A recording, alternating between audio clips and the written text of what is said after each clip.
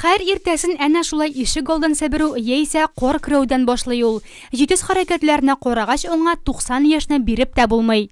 Кешем булганда эшлим, бу миңа күңел кирлеге бирә. Хезмәт сөю Гаврил Клементьевны 75 яшендә генә лаеклы юлга чыгуына сәбәпче булгандыр да. Хоббие машиналар, заманында детальләрдән бер үзе берничә машина җыя. Үзем җыйган машиналарны урамда күргәч, ничек эшләүләре белән кызыксына идем. Мавыктыргыч шөгыль иде. Ул вакытта машиналар иске иде бит, ә безгә яшьләргә аны яңартасы килә иде. Клементьевлар бер караудан мәхәббәткә ышана, үзләренең мәхәббәт тарихы моңа мисал. Ташкентка юл тотучы яшь кыз белән егетнең поездда урыннары бергә туры килә. Шул очрашудан башка аерылмый инде алар. Бер купеда бардык, юл буе сөйләштек. Ташкентка барып җиткәч, ул абыйсына, ә мин апаларга киттем.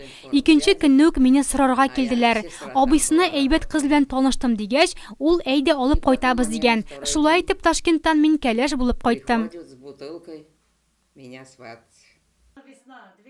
Клементьевларның икесенә 180 яшь. Күптән түгел Ираида Ивановна 90 яшьлеген билгеләп үтсә, бүгенге юбиляр Гаврил Иванович. Район җитәкчелегеннән һәм юраткан кызларыннан чәчәкләр, котлау сүзләре бәхетле гаилә тарихына кереп калачак.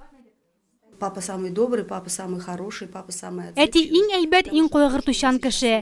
Безнең бүгенге дәрәҗәбез, алган белемебез белән аңа бурычлыбыз. Балаларыбыз, оныкларыбыз бар. Бергә без дус, тату гаилә.